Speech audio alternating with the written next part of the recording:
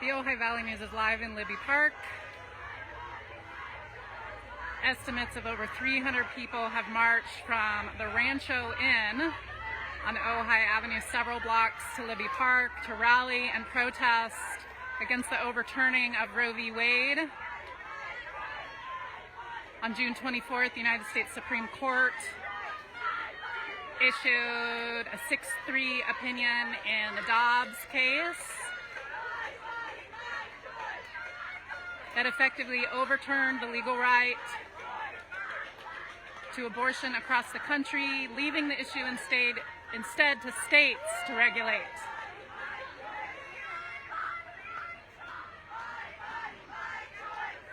There is at least one counter-protester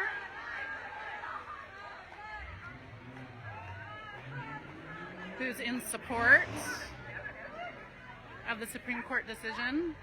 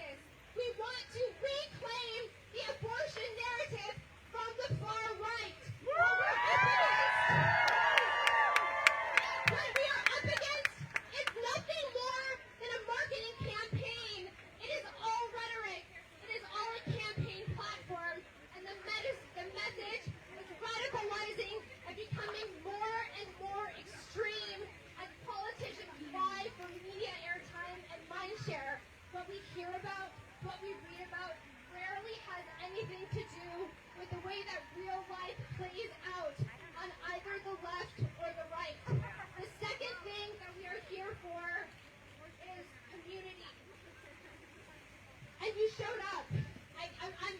I'm literally speechless.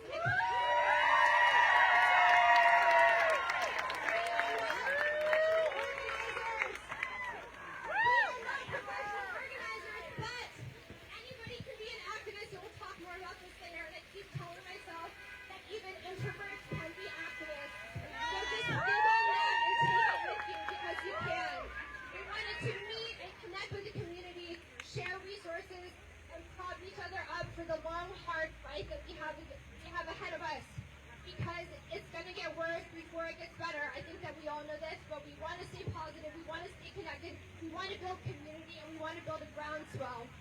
We also wanted to lift up the expertise of those who've been doing this work for years and help center and amplify the needs of marginalized communities and reproductive justice conversations. Some of you here have been working on this for years. We know that. We love you. We appreciate you. We thank you so much for being here, and we welcome your voices. We wanted to move into a few speeches. We have some great people speaking. We wanted to represent a diverse array of voices. So first up, I would like to hand it over to Ojai's mayor.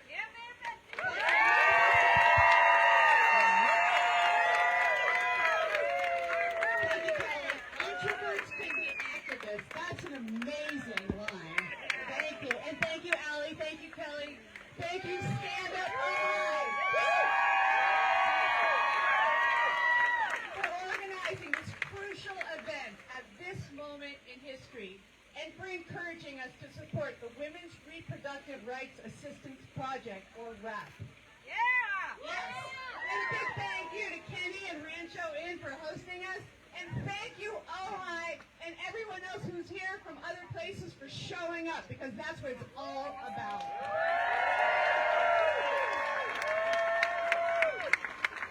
We are devastated by the overturning of Roe v. Wade. Sexual and reproductive health and rights are the foundation of a life of empowerment and equality for the world's women and girls. WRAP lists the following as their values. The constitutional right to choose abortion is meaningless without access to abortion services.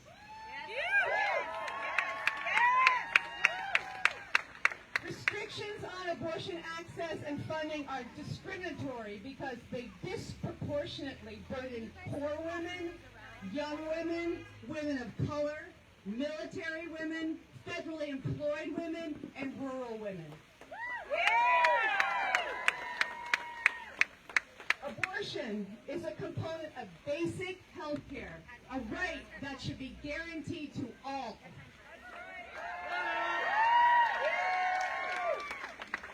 We use the 14th Amendment to protect people's rights.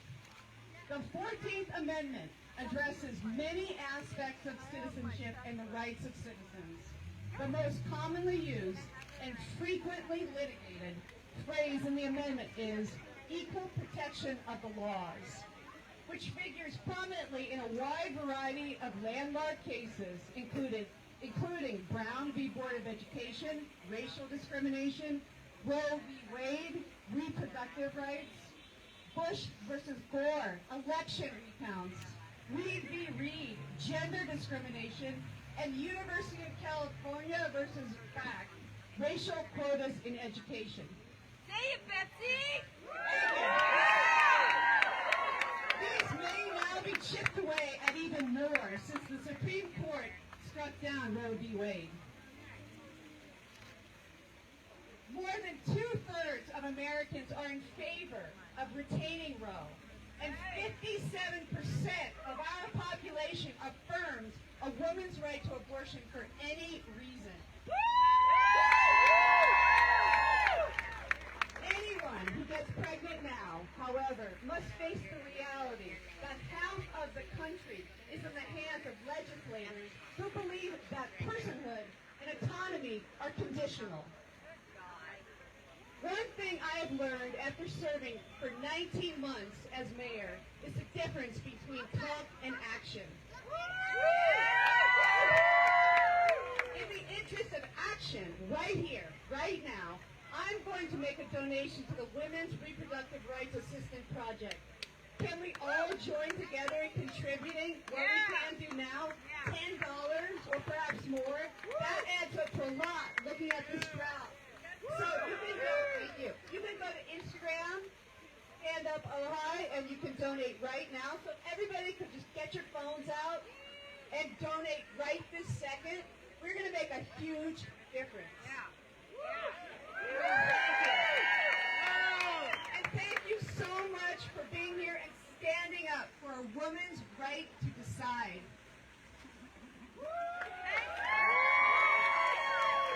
Thank you so much, Betsy. We really, really appreciate your support. We're passing around these QR codes. Like Betsy said, this is a donation to RAP. It's one of the longest standing abortion funds in existence. They are efficient, they are mobilized, they are compassionate, and it is really where your money will make the most difference immediately, helping the women that are now looking ahead at their futures and having no idea what to do. Okay, up next, I would love to invite up high-risk OBGYN Emily Skibeta.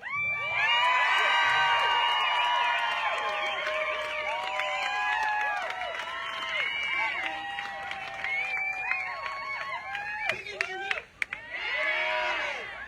Because I'm about to speak on behalf of my patients, and it's really important that I can be heard. So if you need to get closer, just bring it in, okay? I'm a little nervous, so I'm going to read a little. Yeah, bring it in. Okay. Excuse the reading, I'm nervous. We love you, Dr. Skibeta. So my name is Dr. Emily Skibeta. I'm grateful for the opportunity to speak today as a maternal fetal medicine doctor. You know me in the community as a mom, but I'm here today to speak for my work.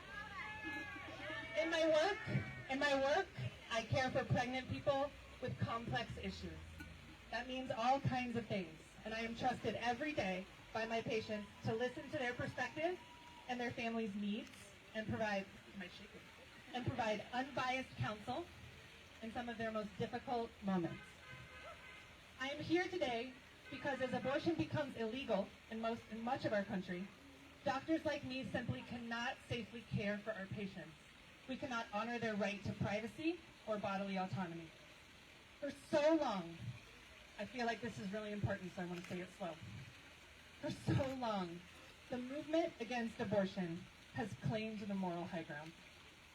And I am here to tell you emphatically that they do not have it.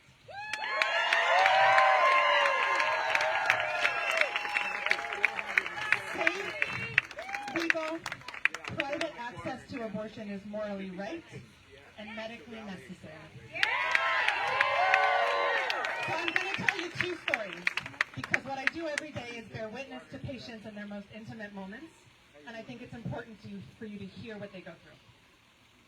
Just last week, I took care of a patient in the second trimester of her pregnancy and diagnosed her baby with lethal anomalies. That means after birth, her baby would not survive. In most cases, it is absolutely impossible to make this diagnosis before the second trimester. Their family was devastated. We sat together while she cried and discussed her options. She could continue her pregnancy to term, knowing her baby might die before birth, or most certainly shortly after.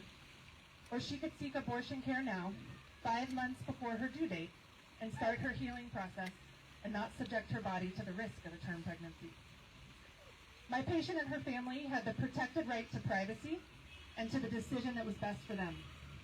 In many states, patients like mine would be forced to carry their pregnancy to term or seek out-of-state treatment, something that requires money, childcare, and a job that will let you take the time off. While some of my patients in these impossible circumstances do decide to carry their pregnancy, and I wholeheartedly support them, that decision is not right for everyone, and women who want to move on will be forced to live with their trauma. Got one more story. A few years ago, here in Ventura, I was called to my hospital for an emergency. My patient, pregnant 17 weeks with a highly desired pregnancy, was bleeding. Despite our team's best efforts, there was no stopping the bleeding. Without an emergency surgical abortion, she would die. I performed that abortion for her, and she went home to her daughter and her family. She did not have to suffer a hysterectomy, brain damage, or death. 2 years later, I took care of her again and delivered her healthy son at term.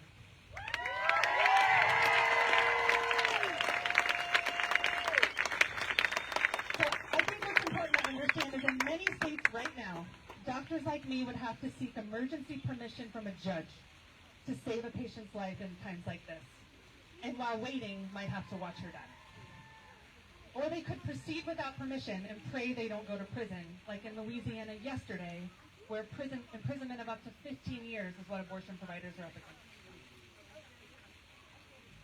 against. I can't say it more strongly, that women will die. In many states where abortion is illegal, there simply won't be doctors with the skill sets to help women in these emergencies. In Indiana, as of yesterday, the life-saving procedure I performed, a second trimester abortion, to save my patient's life is now illegal under all circumstances. I'll say it again, pregnant people will die. I don't tell this story to suggest that there are right or wrong reasons for seeking abortion care. I want to say again emphatically that abortion is health care, and access to safe, legal abortion is critical no matter the reason. I thought my shaking was fast. Almost done.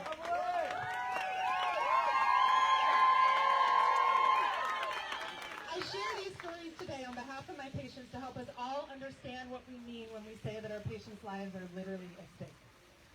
For those that believe that abortion should not exist, there are compassionate ways to help prevent unintended pregnancies, but making healthcare procedures illegal is not one of them. It is cruel and it is unsafe. So I'm going to leave you today with one ask.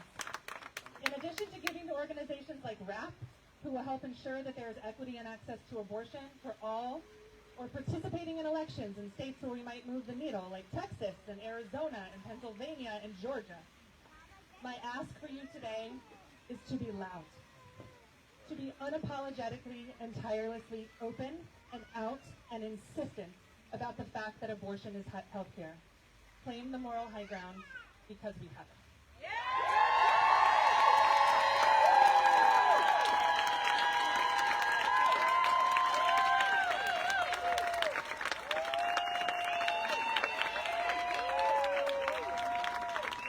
Thank you so much. The decision should be left to people and their doctors. Full stop. We just heard somebody was doing a count for us while we were marching in, and we have well over 400 people here today. We're turning up and turning out. Okay, next up, we have Megan McCarthy, who is representing Planned Parenthood California Central Coast Action Fund. She has been on the front line for years, and I just want to give Planned Parenthood a huge shout out because they have been so helpful, supporting us, tips, and it just, community support. We really appreciate it. Thank you, Kelly, and thank you all for being here today. I am totally not a public speaker, so bear with me here. Leaning into it.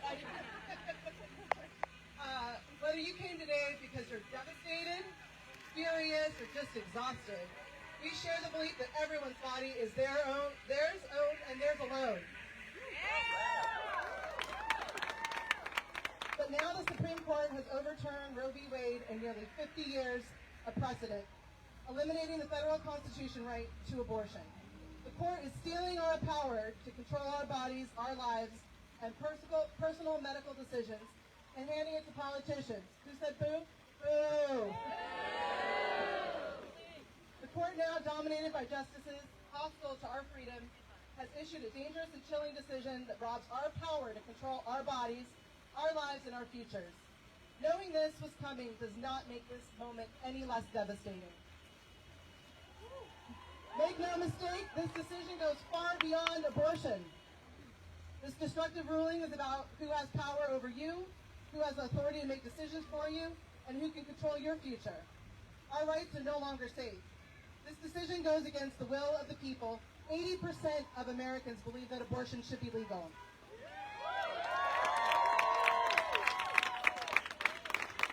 This decision is as dangerous as it is shocking, and it opens the floodgates for states across the country to ban abortion. 26 states are poised to move to quickly ban abortion, including 13 states with laws that could immediately go into effect. That's half the country, where people may no longer have the power over their bodies and their own lives. That means 36 million women, nearly half of the women of reproductive age in the United States, plus more people who can become pregnant, could soon lose access to abortion. This is not the end goal for the anti-abortion movement. They said it themselves.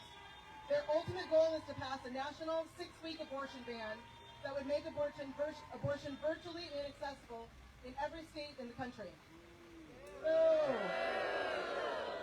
This decision could unleash a variety of consequences.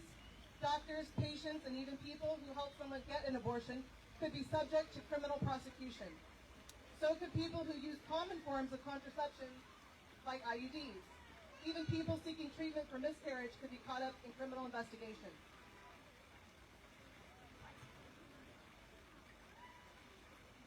We know what the consequences of this decision will be, and who will be most affected, because we've seen abortion bans play out in states across the country, including Texas and Oklahoma. Abortion bans disproportionately harm Black, Latino, Indigenous, and other people of color because of this country's legacy of racism and discrimination. People who do not have access to the resources and support they need to travel out of state may be forced to carry pregnancies against their will or seek abortion outside of the healthcare system. Roe has never been enough. Barriers to accessing abortion and other healthcare services have always existed, like finding childcare, taking time off of work, and navigating the cost of transportation and lodging associated with traveling hundreds or even thousands of miles. This decision means the harm is now even greater, and the number of people forced to overcome these huge hurdles to essential health care will skyrocket. Politicians have been systematically stripping access to abortion one state at a time. This ruling will have a ripple effect, spreading abortion bans across the country and allowing politicians to have free reign in personal medical decisions. These lawmakers have been planning this moment for decades. We've already seen Texas, Arizona, Oklahoma, Florida, and Idaho pass abortion bans in the past year. We know that other states will use this decision to call for special sessions simply to take away people's rights to abortion. Already this year, we have been over 550 abortion restrictions introduced in 42 state legislatures nationwide. Now, more of these restrictions will become law unless we stand up and reject these efforts. We did not get here by accident. This was a coordinated, well-funded, 5-decade effort by anti-abortion politicians to overturn Roe and strip people of their freedom to control their own bodies, futures, and lives. Anti-choice politicians have plotted across all levels of government to take away our rights and control our bodies. They passed abortion restriction after restriction, elevated and confirmed judges with views hostile to abortion access, and targeted government programs, health centers, and providers that offer comprehensive sexual and reproductive health care. This is not the end. Every race at every level in every state matters.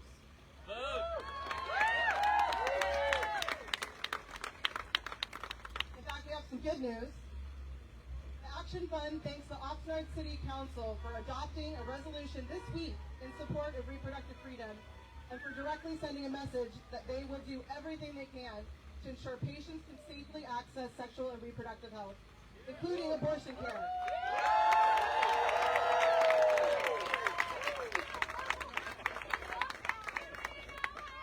And we will keep fighting. We will rebuild and reclaim the freedom that is ours.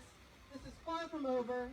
Generations before us have fought tirelessly to gain and protect the rights we have today. Now it's our turn to pick up the mantle. We are to fight to make sure that everyone has the power to control their bodies, lives, and futures. We deserve elected officials and judges at all levels of government who believe that as well. Thank you, Mayor Betsy. Everyone should have the power to control their own bodies, lives, and futures. Together, we have the power to stand up against abortion bans and reclaim our rights.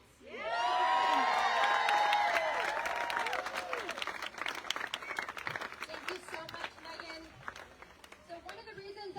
to do this was to bridge generational gaps between Ojai activists. I am honored now to pass the mic to Sweden and Alexis, both Nordhoff High School students who will stage the protest within the 4th of July parade. And many of you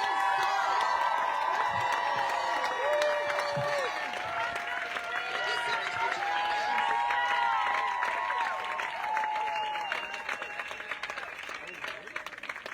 I am Sweden, which is just announced, but for those of you who don't know, me and Alexis were the two that arranged the parade march on July 4th.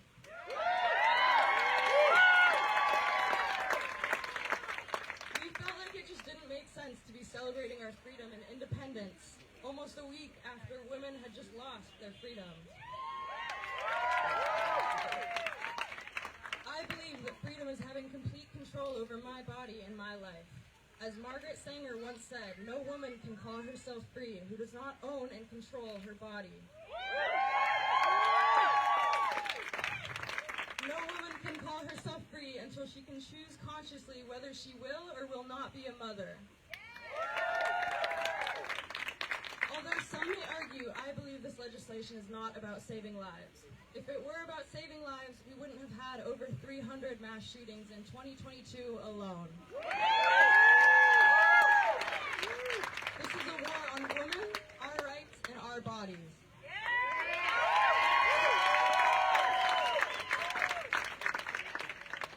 I'm going to talk about how I feel towards abortions, and this is just like very straight up. To me personally, Roe versus Wade goes a lot further than just abortions.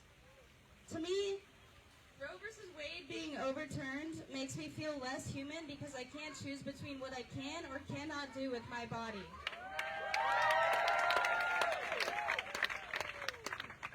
I grew up in a very Christian family, so I know that especially Christians are very against abortions. Quite frankly, I don't care if you're Christian or not, but I would fight for you to have your religious liberty and practice your religion if it were that case, but it's not. I believe that everyone should have a right to do what they want in America, but that, oh wait, sorry.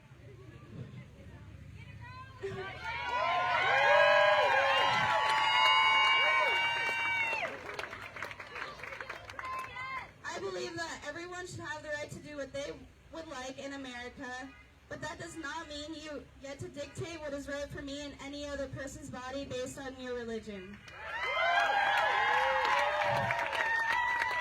All the women that identify with Christianity have the right not to take birth control or to not get an abortion, but that does not give them or anyone else the right to dictate what I or other women do with their body.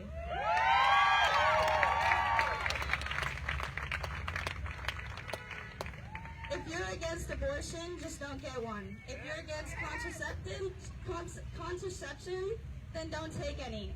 If you're against same-sex marriage, do not marry someone of the same gender. However, do not impose your religion and beliefs on all Americans.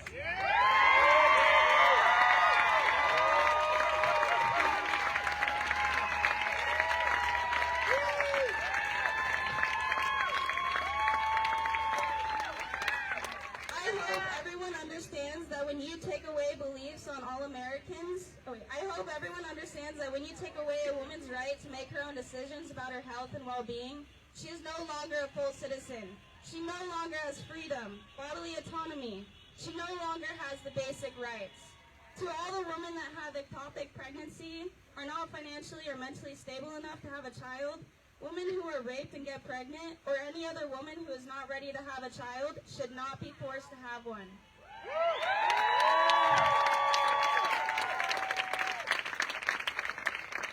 To the women in the states that are being forced to keep their child, we hear you, we are here for you, and we will fight for you.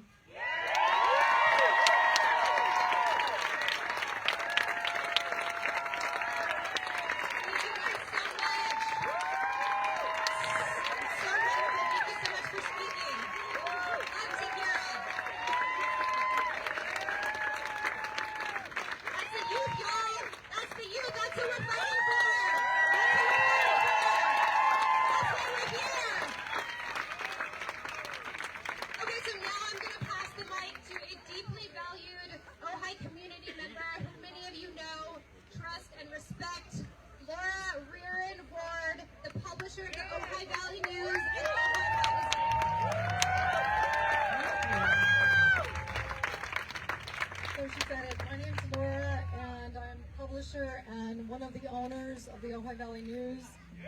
Our team is on the front lines of democracy, keeping it alive locally. And the free press is a vital power of the people and protection from corruption of government, thanks to all locally who support our efforts. At the federal level, our right to make our own healthcare decisions has been taken away from us. We are without protection. How can my daughter-in-law step onto a sidewalk in South Carolina, one of 16 states that have already banned abortion in safety?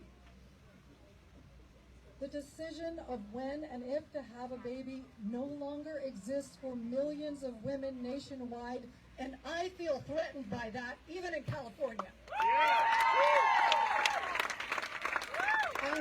I'm so lucky to have been born and raised in this state. I love California. 1973, on my shirt here, was 5 years before I personally could have a baby. And 2022 was 5 years after I stopped being able to have one. And that's lucky for me, right? But during my reproductive years, girls still had to fight for the right to an abortion without parental consent. I was out there. And during those years, pharmacies were allowed to refuse to fill prescriptions for the morning after pill. And they did, and they do now, and in California. I have 3 beautiful children, but I would not be the person that I am today if I had been forced to carry to term a baby by my government or my parents at age 17. Planned Parenthood, thank you for providing my health care in all of the years I had no insurance. I am a lifetime donor. I am a monthly donor. Auto debit, do it. Authoritarian governments commonly seek to control women's bodies. I see the Supreme Court ban on abortion rights as equivalent to a government-sponsored breeding program and a loss of human rights. I'm angry at right-wing virtue signaling. I dispute their moral authority, and I will fight for the separation of church and state. Get ready for more of that.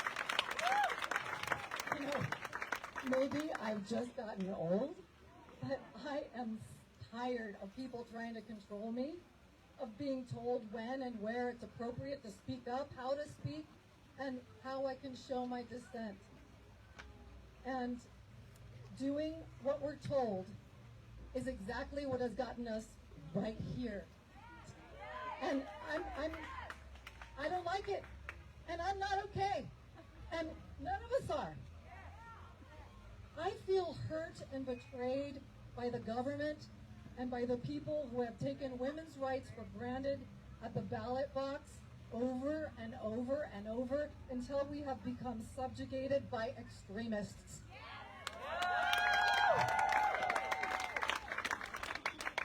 It means a lot to me getting together with my community during this summer of rage. And however long this battle lasts for equal rights, count me in.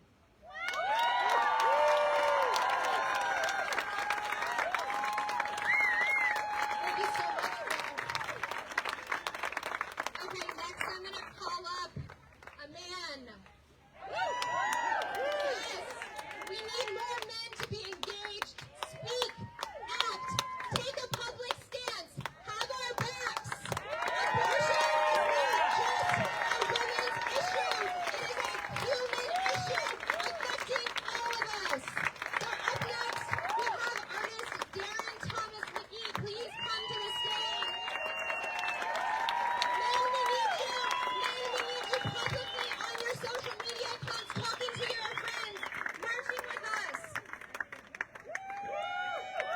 Thank you. Wow.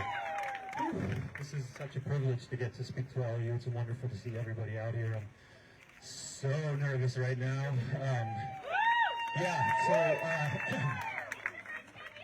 Yes, and I am very much one, an introvert. I don't know about an activist, but we'll find out. Hi, David. Hi, David. Okay, so I'm here to talk about testicles. In about 3 days, it'll be a year since I've had my vasectomy.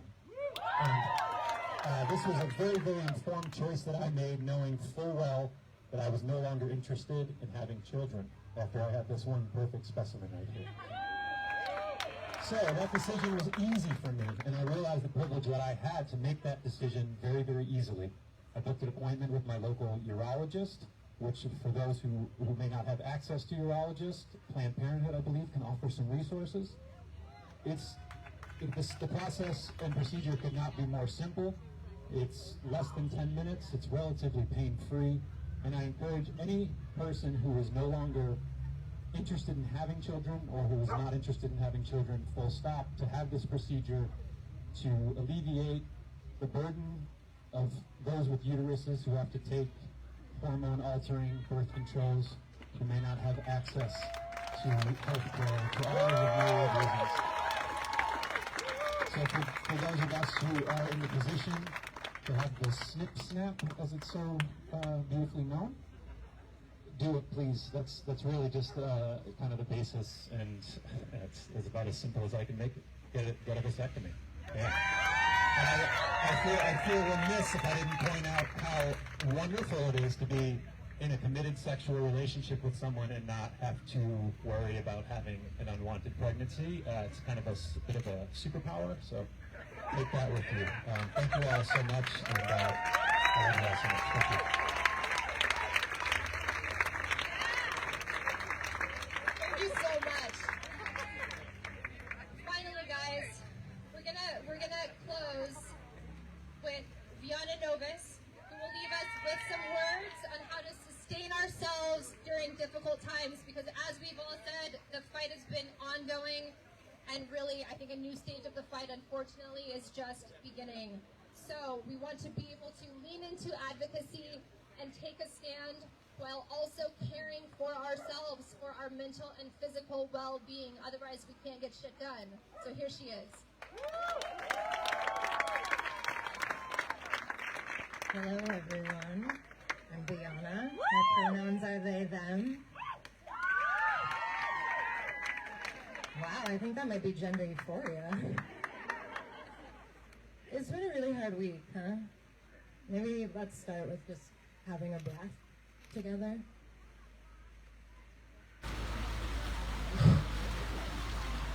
It's really something to stand up here and see so many members of our community here, healing. I'm just really proud to be a part of this community. There's a lot of perspectives that I could speak to you from today. I could talk to you as a non-binary person who's given birth. I could talk to you as a person who almost died after giving birth and has a chronic illness as a result of that. I could talk to you as somebody who's lived through years of violent developmental trauma that highlights some of the most horrific aspects of this decision. But what feels most relevant is to speak to you about the thread that connects these things. How do we sustain ourselves through moments of trauma and grief? Because it's a long fight. This isn't something that I've just learned through my lived experiences. This is what I have dedicated my studies, my career to, and it is the echo of my ancestors that lives on in me today. My ancestral island has a 3,000-year history of colonization. And when I look at what remains of my culture, I see this: slowness and connection to facilitate joy. Joy is not a frivolous act to be overlooked in moments like this. It is a fuel that can sustain us as we move forward. Yeah.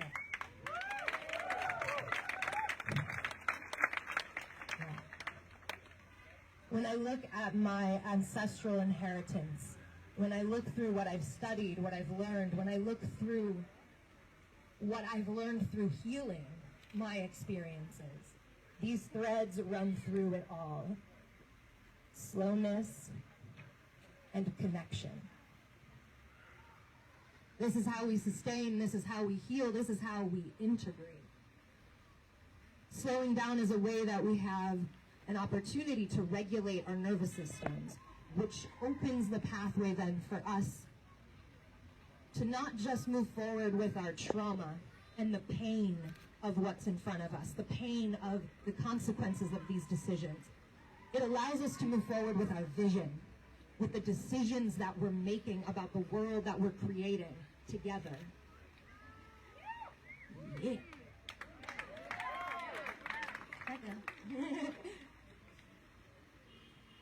And connection, here, our relational connection, this is what I see as our most valuable source of power. The world around us, the world within us, has been created through difference. Let's consider for a moment a blastocyst, right? This small, microscopic ball of cells that's on track to become a human body.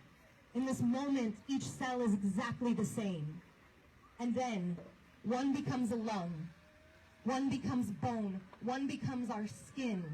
And it is the difference of each cell that functions together that creates the bodies that we move through this world in. It is difference that creates and sustains life. Difference is what unites us. The ecosystem around us, the ecosystem within us, from the smallest edges of our body to the furthest edges of the universe, shows us that it is difference that creates and sustains life. It is difference that unites us. So the question is, are you willing?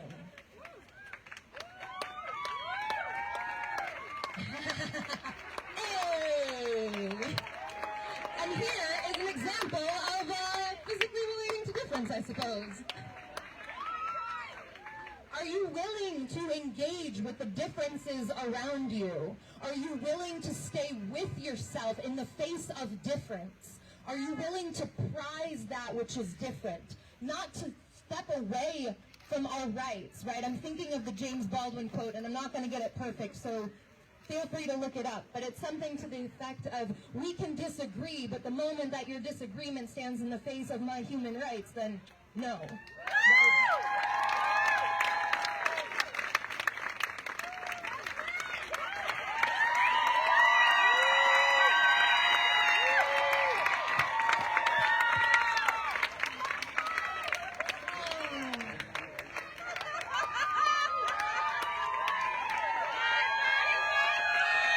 For those of you watching who may not be able to see, there's a woman with a large poster showing a depiction of a fetus.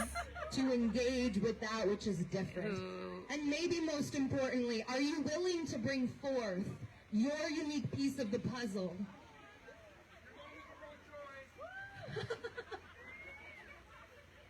Are you willing to bring forth your unique piece of the puzzle, knowing that it is precisely the way that you are different that is going to facilitate our power together? Relating to difference is not just something we can do with choice. Our bodies have to learn it. We have to regulate our nervous system so that we can stand in moments like this and not crumble.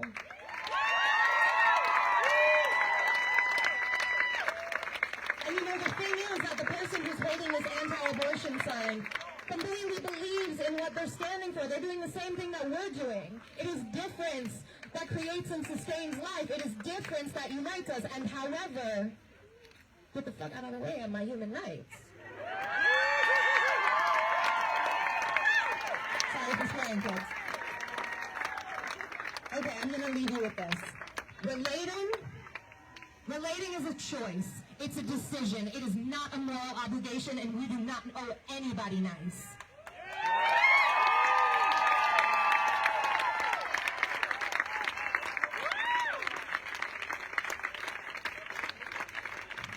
Thank you guys so much for sticking around. wanted to leave you with some thoughts, some notes, some other great organizations that we are connecting with. I want to put out the call to other amateur activists. The time is now. I even feel I'm late to the party. I will fully admit that. I am late to the party. But better late than never. We can all stand up together. In putting together this rally today, we've begun the work of connecting with other local organizations who have been doing this work for years. I wanted to give them a shout out so that you can follow them, learn about them, support them. They are working for social and racial justice because reproductive justice is an intersectional issue and we can all be intersectional allies. So shout out to 805 Resistance. Shout out to the Oxnard LGBTQ community. Shout out to Cause. Their handle is Cause805 if you're looking for them. Shout out to MMI WGP Ventura County. And what that means is the missing, murdered Indigenous women, girls, and people. These are the marginalized people that we are standing for. We also wanted to shout out to MICOP 805. As I said, they are all working for social justice. This is an intersectional issue. So before we close, I did want to ask anyone, if anyone else feels called to speak right now, please come up. We would ask you to stay on topic. We would ask you to keep it short, but we would welcome more voices, more perspectives. Anyone who wants to take 2 minutes and speak to reproductive justice, please, I welcome you.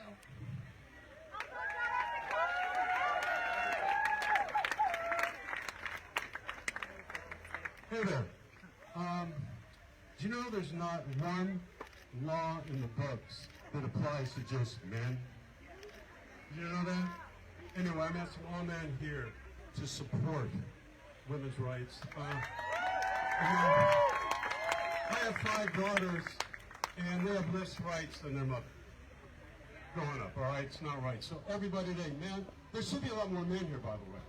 And applaud who is here. And by the way, I love these states. Oh, you can't have an abortion, but what about the guys? They just run away? Where's their responsibility? Huh? Where's their responsibility? Leaving it with a woman? Are you kidding me? How's that for weak men? How's that for a weak state? How's that for a weak government? We stick together, and guys, we stick with it. We stick with women's rights. This has to stop. Now, thank you.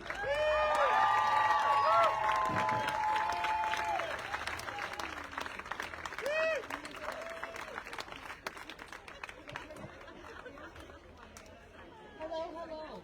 We just learned an anthem that someone wrote about a week ago that went around online, and we wanted to sing it for you. It's really easy to learn, so feel free to join in, but this is our offering. We will not be controlled. I am sovereign in my body. I am sovereign in my soul. Come on! We will not be controlled. I am sovereign in my body. I am sovereign in my soul. One more time. We will not be controlled. I am sovereign in my body. I am sovereign in my soul.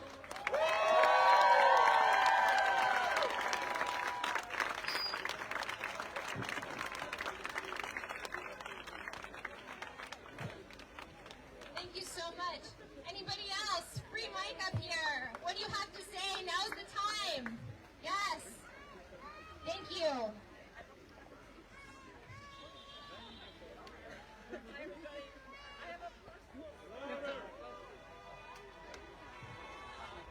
I just have a personal story.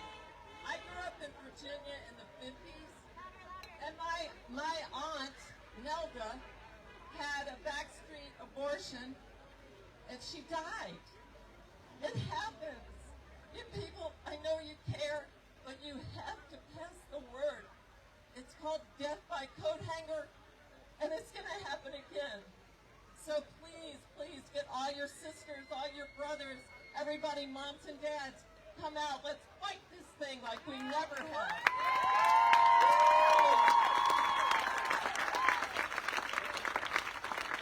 Thank you so much. If anybody else has a personal story, we definitely don't want to pressure you, but you are absolutely welcome to come up here and share. We wanted to create a safe, supportive environment.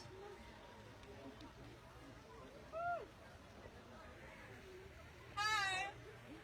First of all, I was in the 4th of July parade. I just want to say, like, thank you guys all for coming. This is, like, immensely awesome. I'm a victim and a survivor, and that fear of being pregnant and thinking of somebody else not having a choice to get rid of it, or maybe, like, have a solution is terrifying.